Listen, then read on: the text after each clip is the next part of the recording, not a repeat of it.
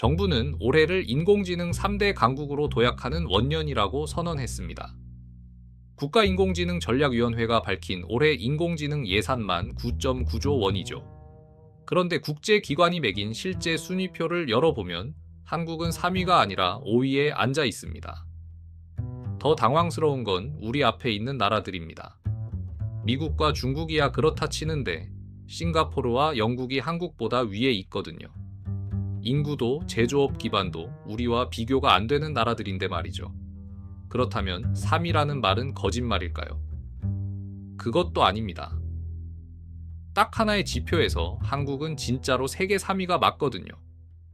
문제는 그 3위의 속을 열어보면 전혀 다른 이야기가 나온다는 겁니다. 그래서 오늘은 한국이 인공지능 시장에서 정확히 어디에 서 있는지, 우리가 세계 최고인 지점은 어디이고 뒤처진 지점은 어디인지, 그리고 반도체와 전기와 로봇이 왜 이 이야기의 핵심인지까지 하나씩 파헤쳐 보겠습니다.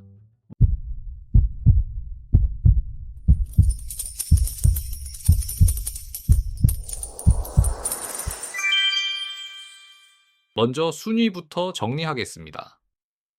영국 언론사인 토터스 미디어가 해마다 발표하는 글로벌 인공지능 인덱스에서 한국은 93개국 가운데 5위를 기록했습니다. 그 전해에는 6위였으니 한 계단 오른 셈이죠. 순서를 보면 1위 미국, 2위 중국, 3위 싱가포르, 4위 영국, 그리고 5위가 한국입니다. 미국과 중국이 앞선 건 예상대로지만 도시국가인 싱가포르와 영국이 우리보다 위에 있다는 사실은 조금 낯설게 느껴질 겁니다. 그렇다면 3위라는 이야기는 대체 어디서 나온 걸까요? 출처는 분명히 있습니다. 미국의 인공지능 연구기관인 에포크 인공지능이 한 해 동안 세계에서 발표된 주목할 만한 모델을 나라별로 집계하는데 거기서 한국이 3위에 올라 있거든요. 숫자를 보면 이렇습니다. 미국이 59가에, 중국이 35가에, 그리고 한국이 8개입니다. 사위권 나라들이 한 개 수준이니 3위라는 자리 자체는 흔들리지 않습니다. 여기까지만 보면 대단한 성과처럼 들리죠. 그런데 격차를 계산해보면 분위기가 달라집니다. 1위와는 7배가 넘게 벌어져 있고 2위와도 4배 넘게 차이가 납니다. 같은 3위라도 바로 뒤를 쫓는 3위가 있고 아득히 멀리서 3위인 경우가 있는데 우리는 후자에 가깝습니다. 더 들여다보면 조금 씁쓸한 대목도 나옵니다. 같은 에포크 인공지능 자료에서 한국의 8가의 모델 가운데 세계 기술 수준을 실제로 끌어올린 걸로 인정받은 건 단 한 개뿐이었거든요. 나머지는 목록에 이름을 올리는데 그친 셈입니다. 여기서 중요한 건 이 집계가 무엇을 재는가입니다. 한 해의 모델을 몇 개 내놓았는지를 세는 지표이지 그 모델이 세계 최고 수준인지를 가리는 지표가 아니거든요. 개수를 세는 자리에서 3위라는 뜻이지 실력에서 3위라는 뜻은 아닌 겁니다. 그래서 정리하면 이렇습니다. 인공지능 3대 강국은 우리가 이미 차지한 위치가 아니라 정부가 국정 목표로 내건 구호입니다. 실제로 재보면 종합 5위이고 3위가 성립하는 건 모델 개수라는 단 하나의 자리에서뿐이죠. 그런데 여기서 그만두면 절반만 본 겁니다. 앞서 말한 토터스 미디어 지표를 항목별로 뜯어보면 한국은 아주 독특한 모양을 하고 있거든요. 어떤 항목은 세계 최상위인데 어떤 항목은 한참 아래라 마치 양쪽 끝이 무거운 아령처럼 생겼습니다. 잘하는 쪽부터 볼까요? 사업하기 좋은 환경은 2위, 인프라는 3위, 기술 개발은 5위입니다. 연구 항목과 정부 전략 항목도 나란히 6위여서 상위권에 이름을 올린 항목이 꽤 여러 개인 셈이죠. 반면 못하는 쪽은 확연합니다. 같은 기관 집계에서 인재 항목은 13위, 기업들이 실제로 돈을 벌고 있는지를 보는 상업 생태계 항목은 17위에 그쳤거든요. 종합순위를 아래로 끌어내리는 무게추가 정확히 이 두 곳입니다. 이 모양이 말해주는 건 분명합니다. 국가의 의지와 하드웨어는 세계 최상위인데 사람과 시장은 중간이라는 겁니다. 판은 잘 깔았는데 그 위에서 뛸 선수와 관객이 아직 충분치 않은 상태인 거죠. 자, 그런데 여기서 눈을 종합순위에서 떼고 한 지점만 확대해보면 이야기가 완전히 뒤집힙니다. 세계 어느 나라도 한국을 따라올 수 없는 영역이 분명히 존재하거든요. 바로 메모리 반도체, 그 중에서도 고대역폭 메모리입니다. 고대역폭 메모리라는 말이 어렵게 들리실 텐데 원리는 단순합니다. 메모리 칩을 얇게 깎아서 여러 층으로 쌓아 올린 뒤 층마다 구멍을 뚫어 위아래를 곧바로 연결한 제품입니다. 데이터가 오가는 통로를 넓혀 놓은 거죠. 왜 이게 인공지능의 필수일까요? 사람들은 흔히 인공지능의 병목이 계산 능력이라고 생각하지만 실제로는 계산할 데이터를 얼마나 빨리 가져다 주느냐가 더 큰 문제입니다. 아무리 빠른 요리사도 재료가 안 오면 손을 놓게 되니까요. 그래서 인공지능 반도체는 이 메모리를 옆에 바짝 붙여서 함께 팝니다. 사실상 인공지능 칩 하나를 만들려면 반드시 있어야 하는 부품인 셈이죠. 그리고 이 시장을 한국 두 회사가 사실상 나눠 갖고 있습니다. 글로벌 시장 조사 업체인 카운터포인트 리서치 집계를 보면 매출 기준으로 SK 하이닉스와 삼성전자를 합친 점유율이 약 79%입니다. 10개 중 8개가 한국산이라는 뜻이죠. 인공지능을 둘러싼 어떤 분야에서도 찾아보기 어려운 지배력입니다. 다만 여기서 반드시 구분해야 할 게 있습니다. 한국이 1위인 것과 삼성전자가 1위인 것은 전혀 다른 이야기라는 점입니다.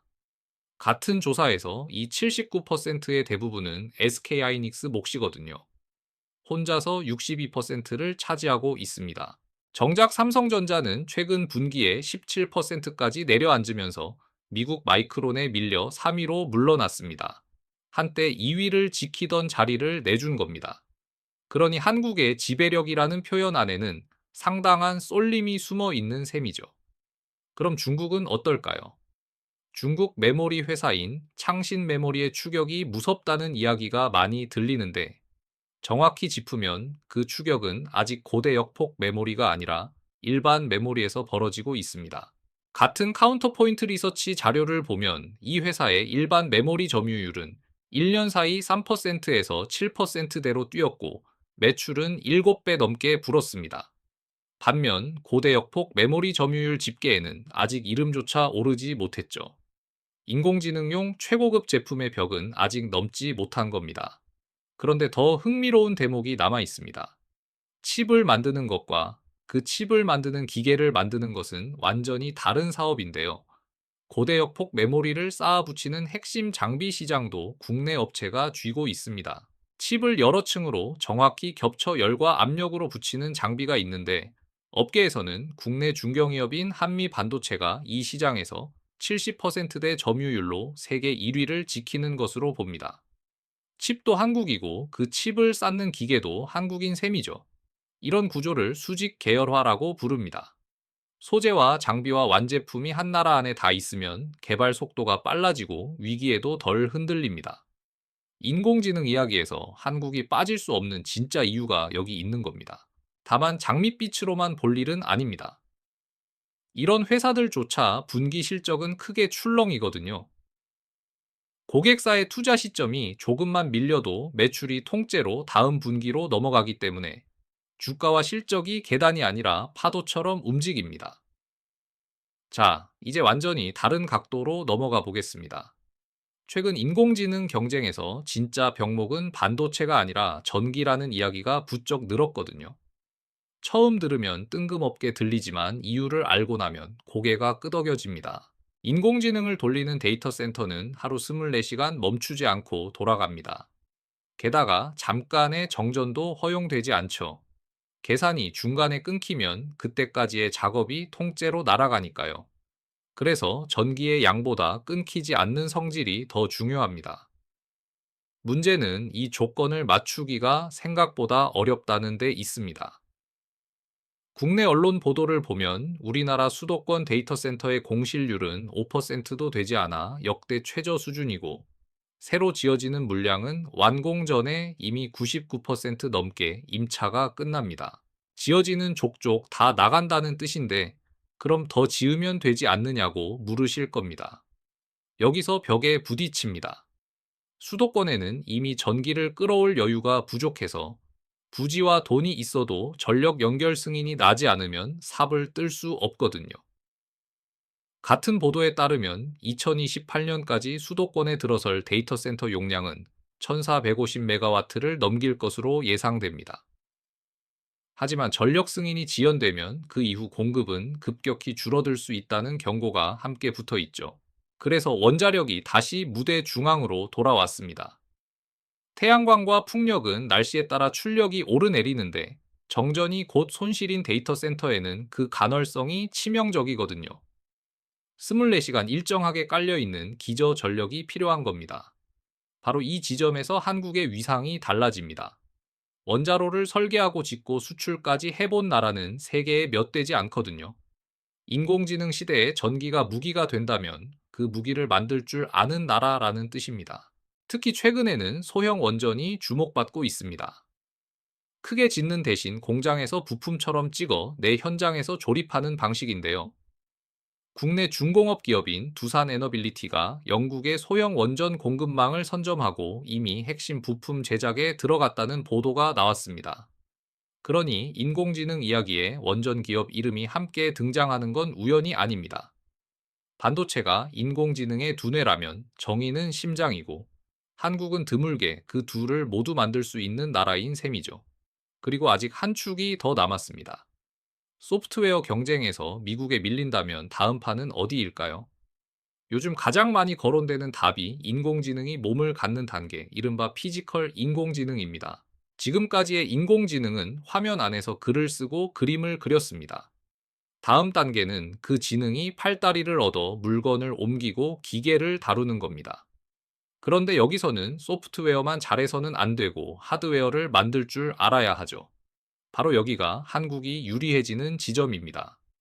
국내 완성차 기업인 현대차그룹은 미국의 보행 로봇 회사인 보스턴 다이내믹스를 이미 인수해 두었고, 올해 초 전시회에서 양산형 인간형 로봇을 처음 실물로 공개했습니다. 현대차그룹이 밝힌 계획도 구체적입니다.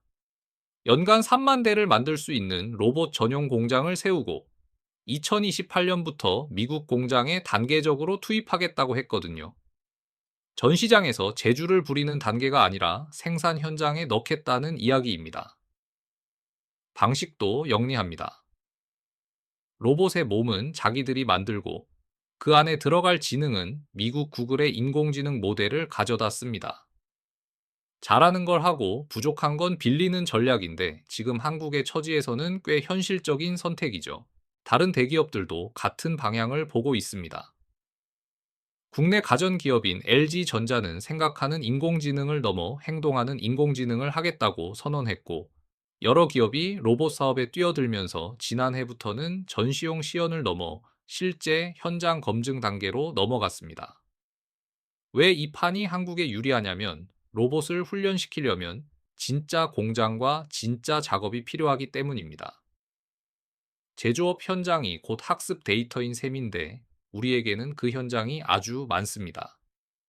다만 아직 상업화 초기라는 점은 분명히 해둬야겠죠. 자, 여기까지가 강점이었습니다.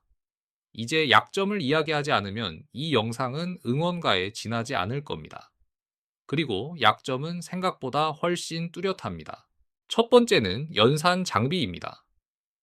국가인공지능전략위원회 자료를 보면 올해 인공지능 예산에서 가장 큰 신규 사업은 계산 자원을 확보하는 데 쓰는 2.1조 원으로 전체 인공지능 예산의 5분의 1을 넘습니다.